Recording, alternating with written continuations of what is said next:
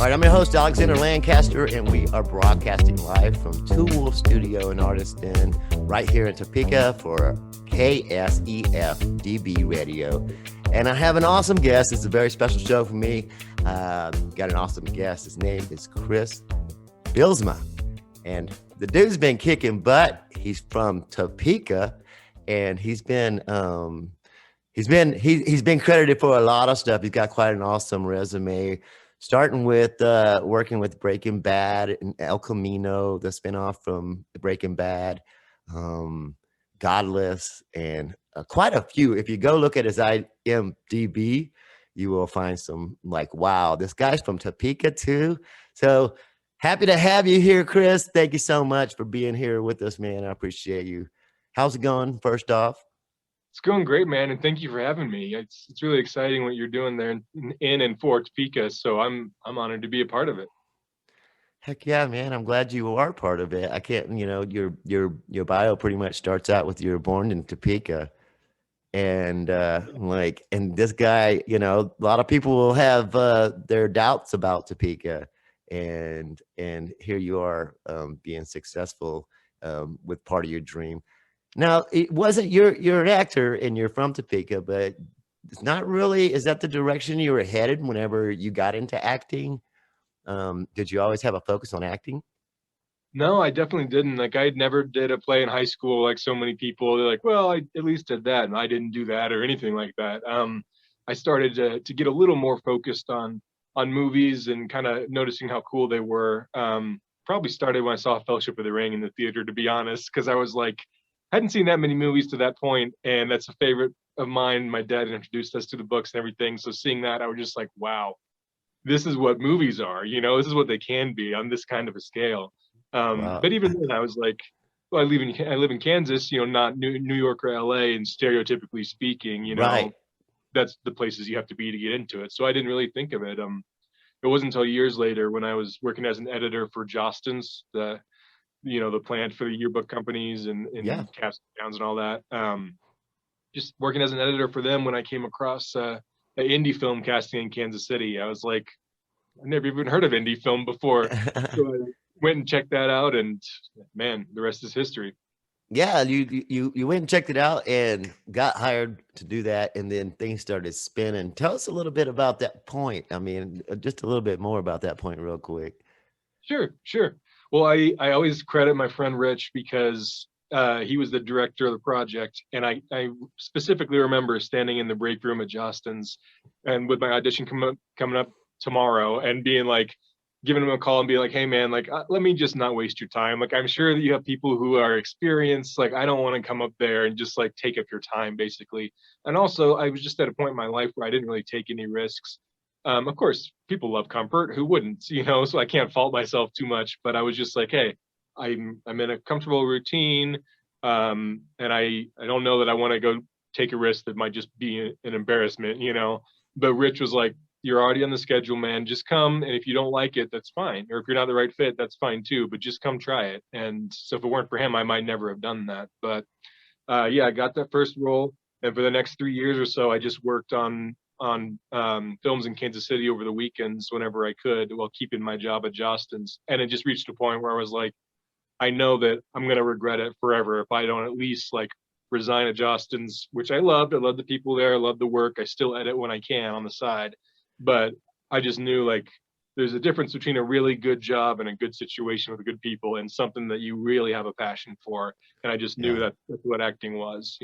Most of my friends were very supportive. Some were like, I don't know, this seems like kind of a on a whim thing to try, and the odds are crazy. I was like, guys, you don't understand. Like, I have to do this. This isn't just I might try to like, I might like trying to act. I want to be a celebrity. Like, this is something that I feel like I was put on the earth to do now, and I found that out, so I got to do it. That's pretty cool. The risk was the first step, and then from there you figured out you had a passion for it. Like, it grew that fast. It was like getting bit by a bug or something, huh? Yeah, that's like the phrase that people always throw around is, well, I got bit by the acting bug, and I suppose that's what happened. Yeah, like I just thought it would be, a fun time, and it really was. But then the more I thought about it, I was just like, man, this is something that I just can't. It's grown to be something I just can't ignore anymore. That's pretty awesome. So you were born right here in Topeka, pretty Mhm. much raised here. You went to school, Topeka High. I was actually, so I was born in Topeka, raised there. I moved not until I was 20, I think 20 or 21 to Kansas City. And that was like, it's funny, I've moved to New Mexico since then, and I've also now spent time in LA. Much bigger moves, but actually moving to Kansas City was so hard for Yeah. me. It was only an hour and a half away because I was just like, wow, I didn't Uh-huh. realize it, but I've never lived anywhere else, and it's so difficult to like pull up those roots. But I've been able to be back to visit, my family, my oldest friends, yeah, that still live there. It's been great to keep those roots in Topeka also still. Yeah, that's cool. Your family still lives here. So you've been able to come back and visit. What do you think about what's going on in Topeka when it comes to the arts now? I mean, there's got to be a change that you could see. I'm hoping that there's a change you can see of things that's been happening over the last 10 years or so. Yeah, for sure. Now, and sometimes, certainly in 2020, I didn't get to go out and do anything, of course. Yeah, And we it's none just of us did. right, yeah. But like, and I don't always get to go out and do that much in Topeka. Sometimes I'm just back for a few days. Then I'm like, hey, I really just need to see my family. But like, I'm really struck by what's been going on in the Noto area, the North Topeka Arts District area. There's so many awesome venues coming up there. Yeah, It might even be close to where your studio is, I'm sure. But yeah, yeah. there's a lot of artistic stuff there. A lot of like my friends open up the Norseman Brewery, so they have like all these small business owners and entrepreneurs are getting like this awesome life in the Noto district. And So first time I you got to know walk those around. guys? Oh yeah, they're awesome. They're awesome. I Yeah, love them. I was able to actually to be the very first person to purchase a beer there. Yeah, I Wow. do. I'm very familiar with Noto. I started out in Noto in 2012 as a small studio, Hmm. and definitely like when Norseman's came in, Jared and Adam, uh, and and and Emily and I forget to Melissa. I hate to not mention those because those are so everybody's been working so hard at getting that place going, and it Yeah. was pretty interesting. So I was right next door, and I was always going over there to kind of help. I remember helping put the refrigerator in, the big giant refrigerator and stuff like Yeah. that. And That's before we awesome. had beer, bringing some hot natty ice over there as a kind of as a joke, like, "Hey, Yeah. Jared, you gonna drink this?" And he was like, "Man, give it here." He downed it just for fun.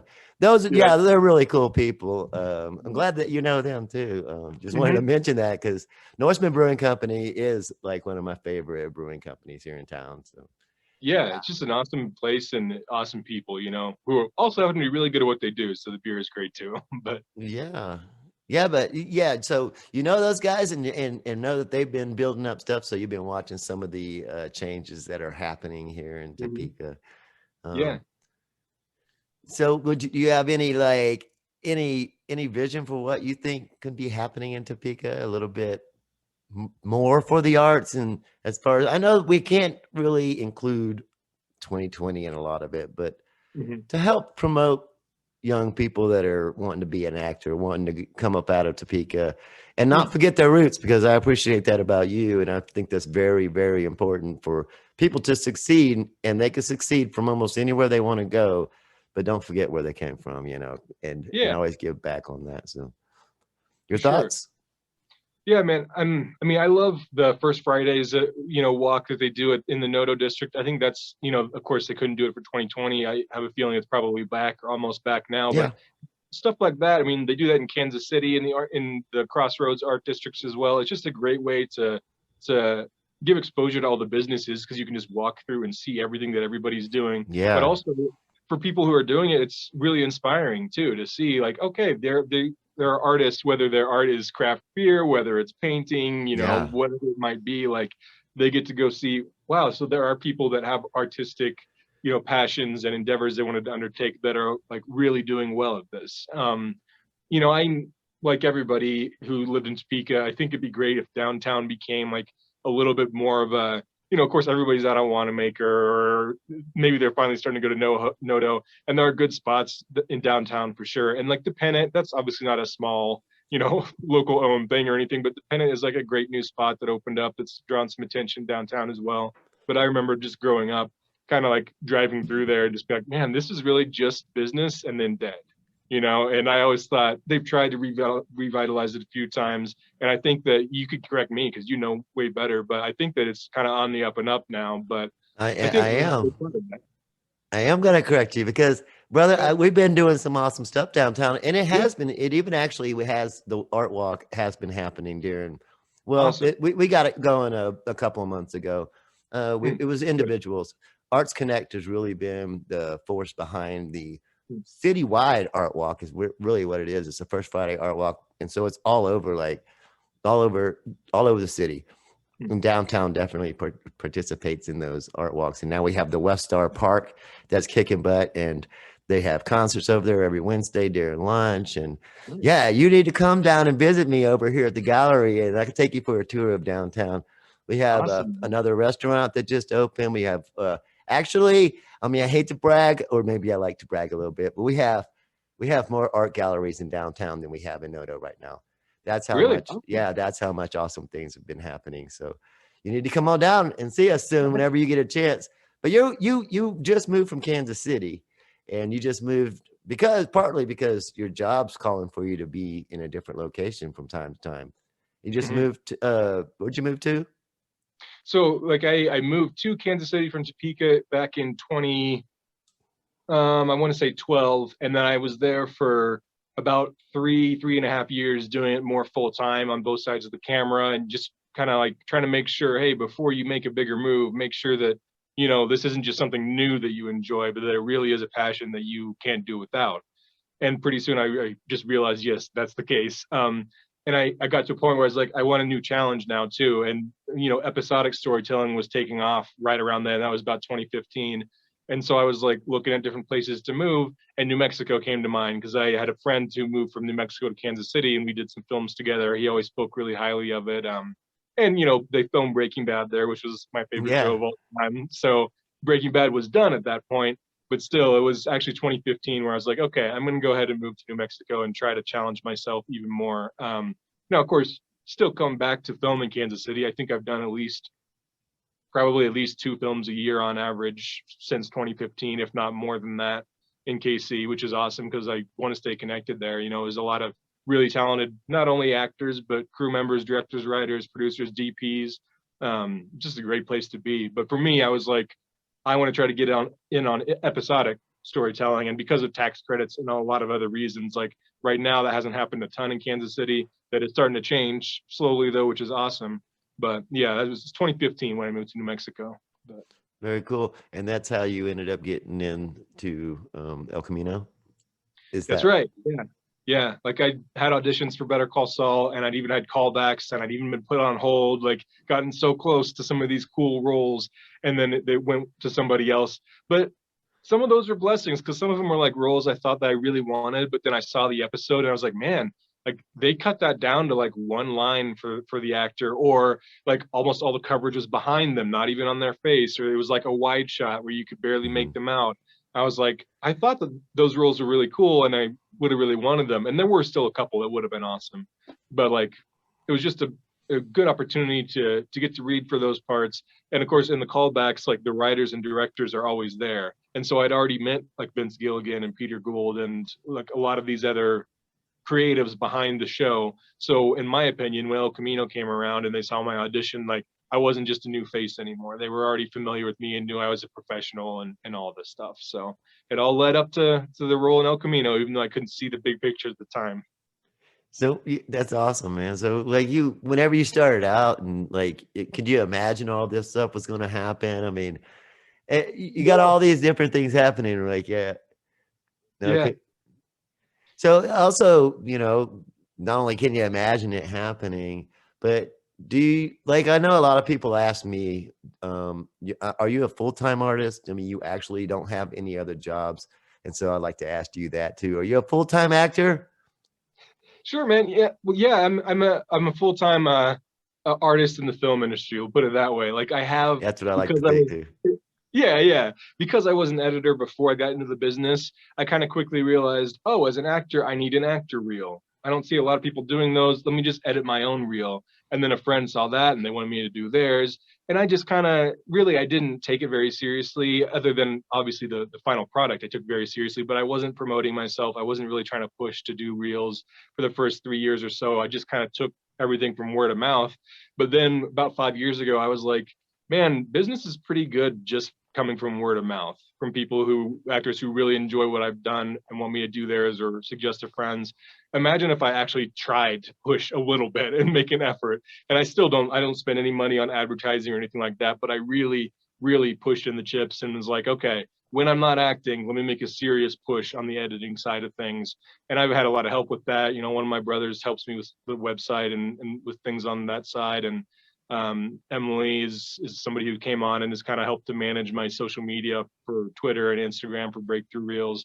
So it's not just me, but that has been a great like supplement, I guess. Acting, you know, it's so up and Yeah. down. Yeah. You're making really good money and then you're doing nothing for 6 months other than getting residuals. But it has been nice that ever since I resigned Jostens, I haven't had to take another job for anybody else. You know, I'm just on my own schedule. So that's nice, man. That's I mean, getting to stay focused, that's kind of similar to my answer whenever people ask me if I do it full time.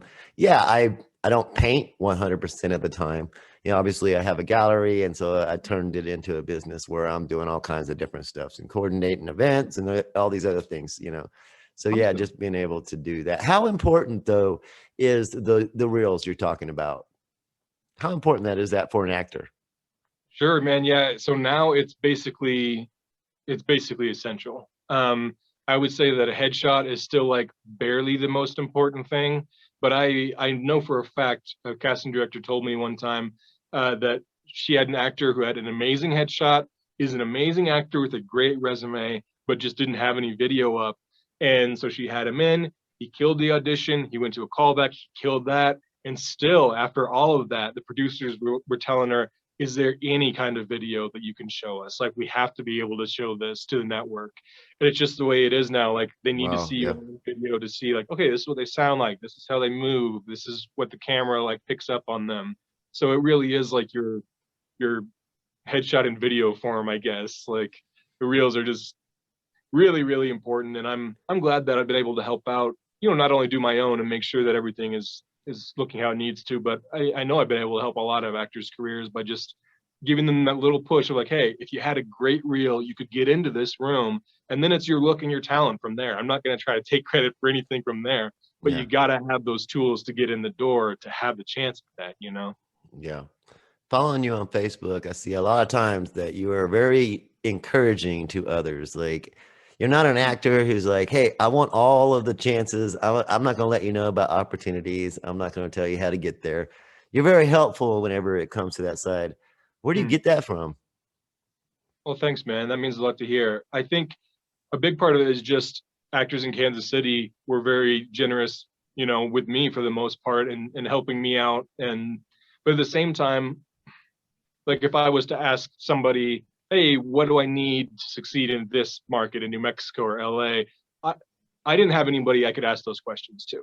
And then maybe that's just because I didn't know who to ask, you know? There are a lot of great actors in Kansas City who have moved from LA or New York, so they probably would have had those answers. But I didn't have the access to that. And so I think that's part of why I try to use social media the way I do is I want to like be there in case I can give somebody the information that I didn't have. Now I also do like I do coaching occasionally on the side, and that's more for like, hey, let's really dig in and get you all these answers and study this. But if it's just, hey, here's a piece of information, if that's helpful to you, great. Then I want to be able to give that, you know. And I'm just not a big believer in like the whole competitive, you know, it's me against you for these roles kind of a thing. Don't get me wrong, like of course, like I want the role.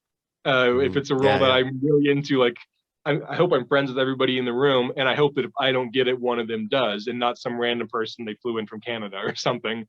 But I do want the role. But at the same time, I just don't think it's very productive to just look around at every other actor in the scene and see them as competition, you know, and be withholding with information. Or there are a lot of actors who I frequently in rooms with in New Mexico, and I do their clips and reels. So I'm helping them like enhance their marketing, even though technically that could hurt me and maybe has. But to me, yeah, I just can't think about that stuff. That's just, I don't want to waste my time second guessing everything in life. Like, I'm comfortable with the way that I approach the business to try to help others. And, if it costs me a role here or there, then that's what happens.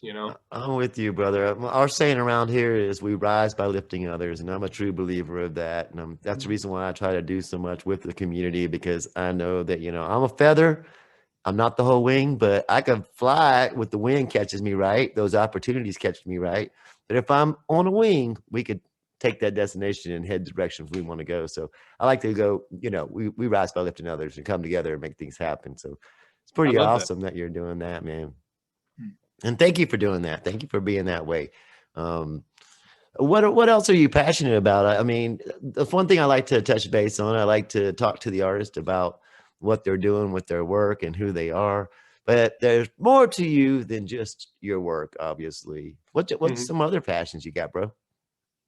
Sure, man. I mean, acting is a huge one. I'm not gonna lie. Like, real Yeah. editing, I really enjoy it. It is a passion. It's a little more like, hey, that's my job. Acting is a little more like the all-consuming passion. Like, that's what Uh-huh. I'm here to do. But man, I love playing basketball. I haven't gotten to do very much of it because like gyms were closed, of course, and all that Yeah. stuff. And I don't have a good outdoor goal, in all the places where I might be staying. But I love basketball. Back in the day, I had some health issues that kind of really slowed that down as well. But still, like, sometimes it really hurts sometimes when I don't have a goal, because sometimes like when a day is really difficult and I have a lot going on in my head, all I have to do is pick up a basketball and go start shooting around, and it just clears everything else away. Now I still have to deal with that stuff later, but for For the time sure. I'm on a court, like, that's all that matters to me. That, that seems pretty important for, like to have something different that outside of all your work, outside of, what you're doing, and just kind of step away and go, okay, I'm not going to think about that. But at the same time, you're thinking about it in a different, relaxed atmosphere, or something you love doing. I think that's pretty important.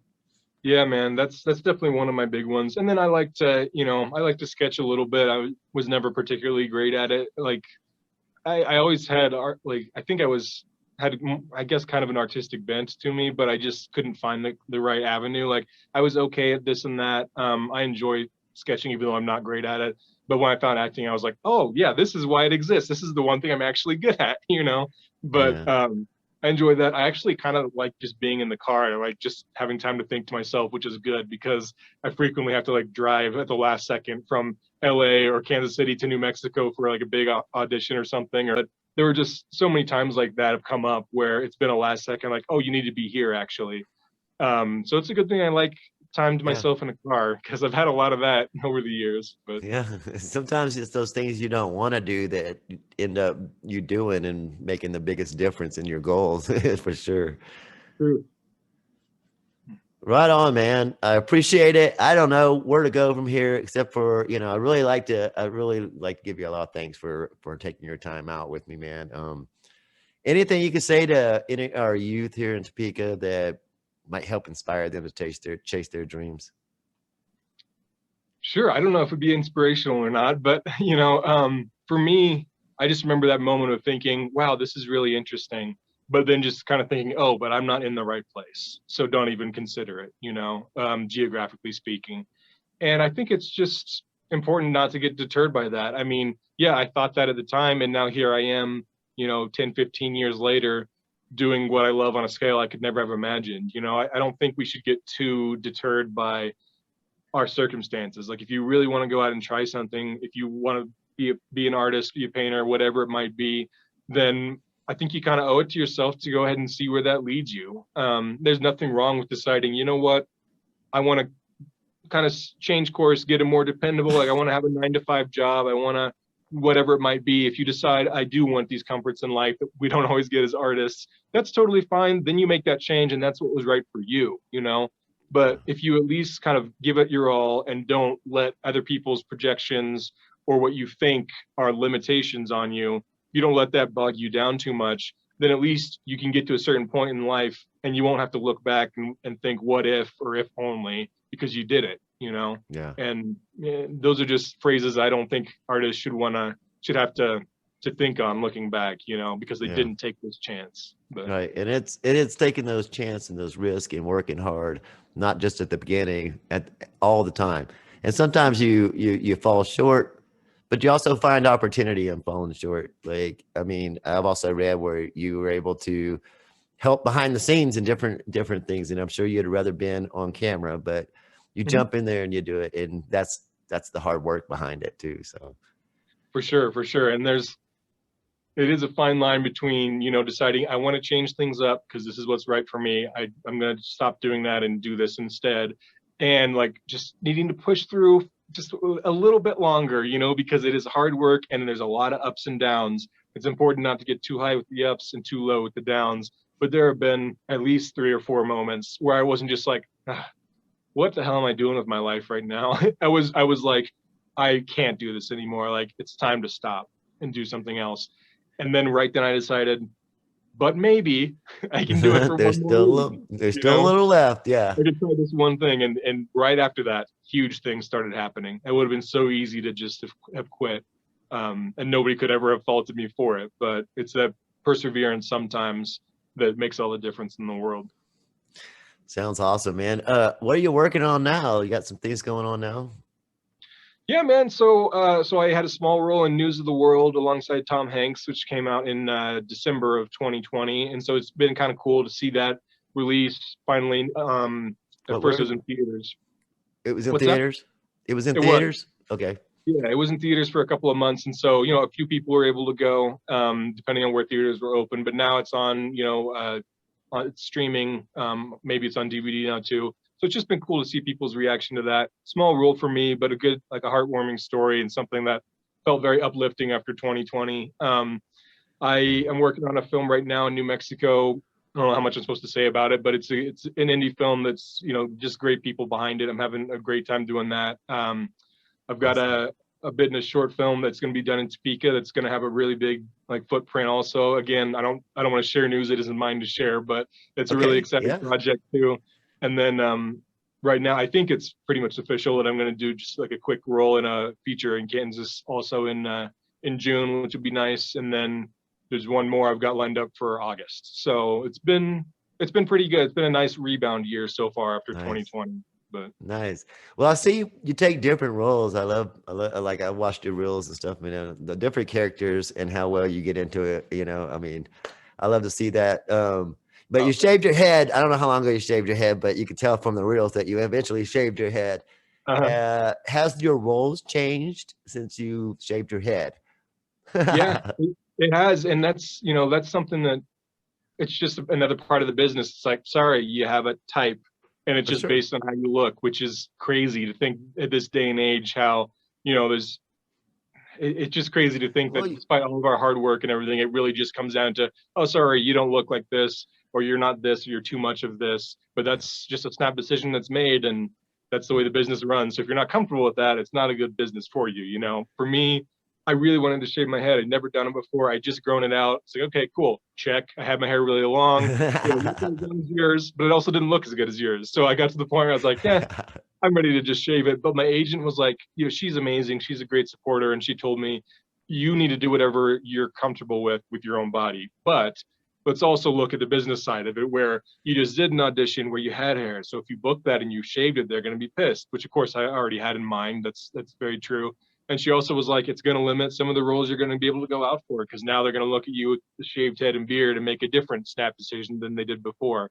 But when COVID came around, I just called her up. I was like, okay, we've got 5 months of downtime now, at least probably. To me, now's the time to shave my head. Like I've been released from all the holds that I was on.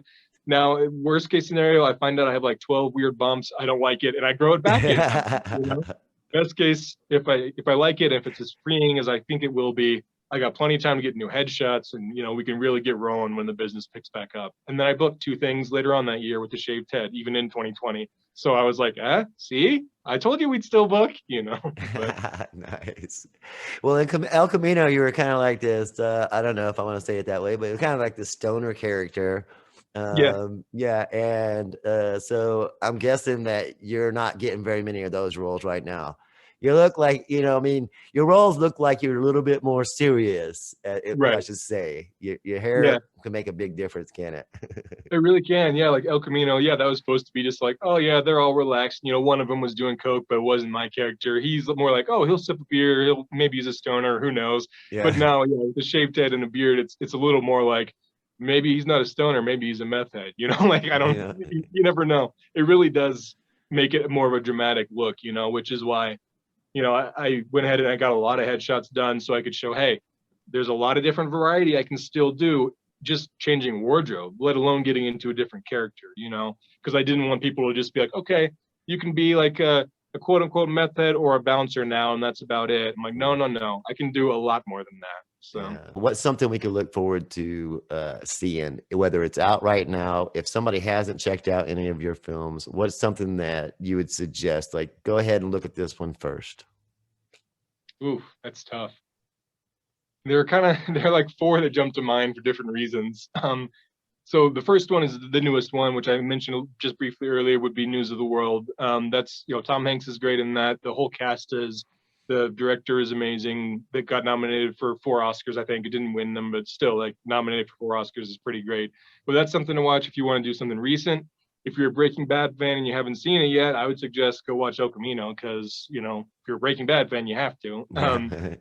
And then for two of the other ones, I would say The Kid is another good one. It's more of an indie western, and yet it has like Chris Pratt in it and Vincent D'Onofrio and Dane DeHaan, like Ethan Hawke. So it's an Yeah. indie, but these characters or these actors who have a lot of star power and they're just fascinating to watch on screen. I had a small role in that. I'm gone in the first 15 minutes or so, but it's just fun to support too because it's like, yeah, big actors, but it didn't have the budget of like some of these blockbusters. So just supporting that is cool. And then people always mention Godless to me just because like the poem that I give in it is so memorable, which really I just Mhm. had to get out of the way and give the poem because it is so good. That wasn't me, it was just the writing. But that's Yeah. like, again, if people like Westerns, that's a 7 episodes, so more of a long haul, but a great series on Netflix. It's very, very graphic at times. So it's not everybody's cup of tea, but it's a great show, great characters. So, Awesome, man. We'll look up those. I know I've seen El Camino. I yeah. haven't seen Godless yet. I was wanting to check that out. So another thing I like to do here, man, is since we are a radio station, and I'd like to play a couple songs after our interview. What are some of your two of your favorite songs, or two songs that you could give me that help relate to you? It doesn't necessarily have to be one that describes you, that's for sure, but just Yeah. something that really that you dig. That's such a great question, man. And I don't listen to as much music as most people do. Like for me, it's more like, okay, I'll put on a movie, I'll put on a show. I'm just very open to all different genres and styles and years even of music. I'll just put on whatever's in the radio. I mean, like one song that just always stuck with me was throwing it way back to like Linkin Park's In the End. It was just like Yeah. one of the first songs that I heard when I was younger. And I was just like, oh man, this one like really sticks with you. Right on. And it has like some pretty deep commentary to it. At the same time, you know, it's Linkin Park. They kind of had their thing that they did very well. It was a little limited, but and then man, like And while you're thinking of that, like you can, while I'm asking you a question, but that song is, you know, in the end, it doesn't really matter. You try so hard, and you know, those are the lyrics. Are you finding yourself proving those lyrics wrong? That you try so hard and it really does matter? yeah, that's a great point. Like I think it still applies in some ways. You know, like life is going to be difficult no matter what, and you're going to have to overcome things. But yeah, I think that that's a good point. Like there are some things that not only are just in that song, but in other ones where if you think about it too much, it could be like negative reinforcement and like telling you, oh, there's nothing you can do about this or that. But yeah, I think that just my experience has proven like there's a hell of a lot that I'm able to achieve, you know, no matter what the boundaries look like. Yeah, that song also obviously has a different, you know, connotation to it after Chester passed away, of course. But Oh, I guess so. Yeah, yeah. yeah, I think another song, I've been listening to a lot of Jay-Z lately as well. Cool. And again, still throwing it back because now that's old school, you know. Yeah. It wasn't for me at the time, but I have a lot of Empire State of Mind going on as well, just because that's almost the opposite. You know, that's like career building, like world building, like we're going Yeah. to be epic and nobody's going to stop us kind of stuff. And that's, for people who really get into music for the mindset of the lyrics that it puts you in, like that's one that's definitely one that'll like drive you forward and inspire you. But Awesome. I'm going to share those songs after this interview. And I appreciate you for this conversation again. Chris Bylsma, I hope that we get to meet again, and hopefully you'll come back to Topeka and come hang out at the gallery and check out downtown with me, man. yeah, man, I would love to.